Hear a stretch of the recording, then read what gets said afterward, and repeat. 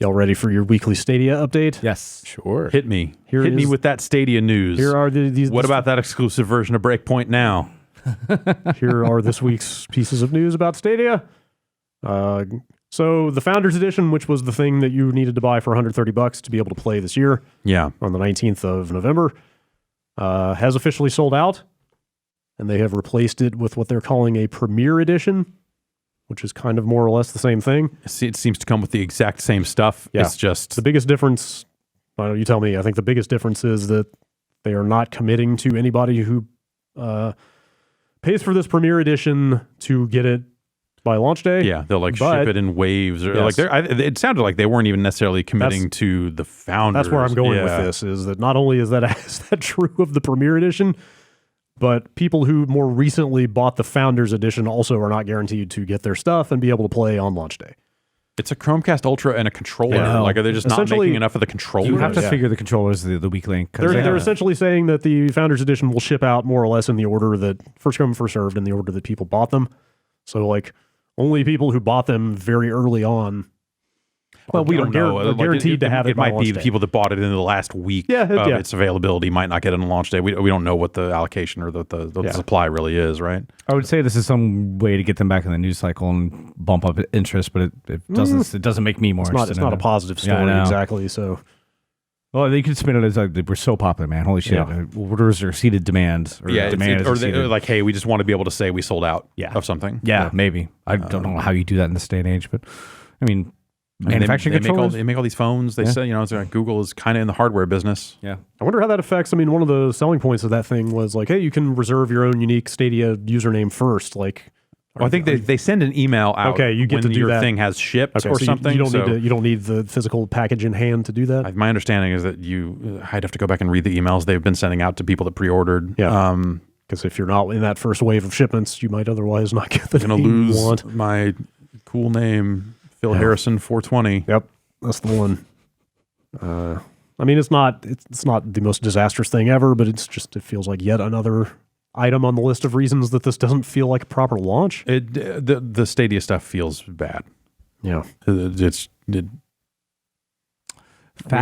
gone into the reasons why, I think, but the idea of them launching a streaming only game store with Google's track record for occasionally just cutting and running on a product, it just doesn't feel trustworthy, I guess I would say. Google's an awfully big company and they can kind of do what they want, but that also means that they've walked away from some of the other stuff they've done, and it's just hard to feel good about it.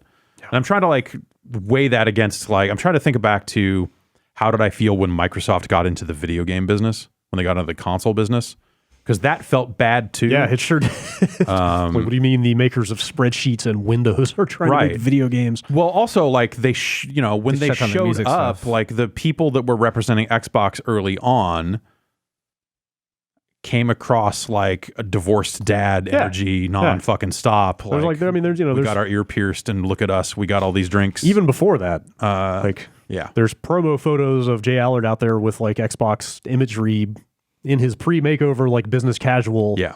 They looked like people who made office productivity software. Yeah. They didn't present the most hip image, let's say. Yeah. So the early days of that stuff were awkward, and it was very easy to receive that energy on the press side and just go these people have no fucking idea what they're doing.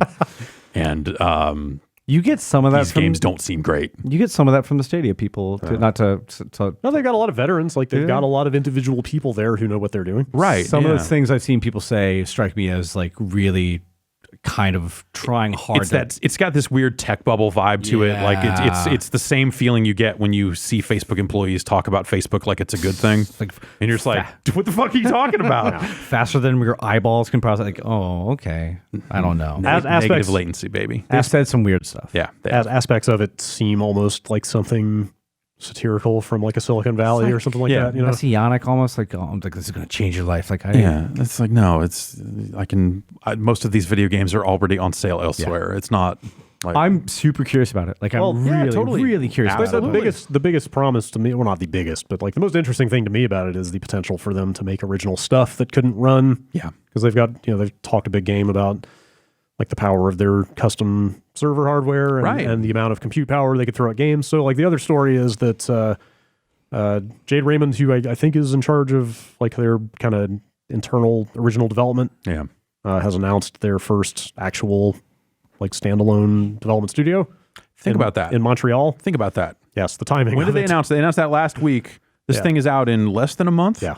And like they're starting like a pretty open recruiting drive. Like if you go look at the open jobs they've got in Montreal, it's like creative director. Yeah. You're like, wait, hang on, what the fuck are you? I mean, again, they're saying actual official real launch next year sometime. Okay, of course, like even that is not like time. When you look at the number of high level sounding positions they're hiring for right now, this isn't a game that's going to launch mid next year. Yeah, even that is not enough time to make a proper game. So, and the whole thing they're doing is like high end graphics, stuff you can't get on a regular console. That would be the idea. So, but they're not making a game studio to make like a mobile 2D thing. Like Apple's game stuff is very much like stuff that's easy to play on your phone. Kind of bite-sized stuff. This is kind of sold as being full-fledged AAA development. And then some. Like AAA plus the power of the cloud, like it's a weird timing. They have to start somewhere, obviously, but my point is that they can't have game development studios that are these are not going to show up on Android unless you have the Stadia on your Android. So it's not something they can cross promote. It's really weird. Yeah. And this is like years away, the output of this studio. Hey, maybe we might next E3. The Google conference. How about that? Yeah, you wonder. I'm kind of curious. I would think we might all be sitting here in 5 years eating a bunch of crow over Google branded crow. I would love that to be a great Stadia might be like the dominant platform in 5 or 10 years. Anything is possible. Totally. But I just think that like right now their pitch doesn't sound good compared to what other players already in the space of gaming who are also getting into the cloud stuff like Microsoft. Yeah. Like when you think about the Microsoft ecosystem and what it could offer in a streaming capacity, like Google doesn't have that. Oh.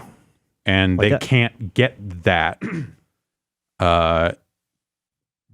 unless they go launch a console. Like stuff that they're just not interested in doing. Yeah. So like that's where it, we'll get competing products obviously from more than just these two players. It's like eventually Amazon takes a swing at this, right? So as eventually Amazon publicly takes a swing at this, I guess. And who knows who else is out there that could do something similar. Sony will have to have something, right? Eventually. Yeah. Do games already use AWS as a cloud streaming platform? Yeah. Not necessarily for streaming gameplay, but like AWS as a backend, absolutely. Yeah, okay. I could be wrong, but I mean, they're the biggest. They are the biggest cloud provider by far. I want to say that Titanfall 2 used it, but I don't remember. I bet a lot that we don't know about or that they just don't talk about publicly. Yeah.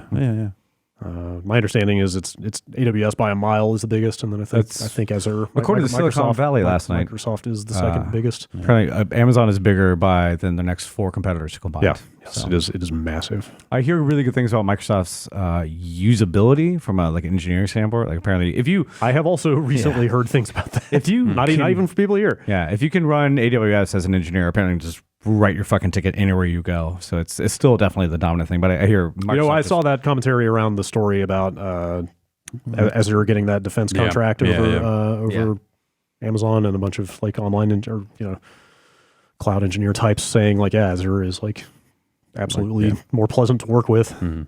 Whatever else went on.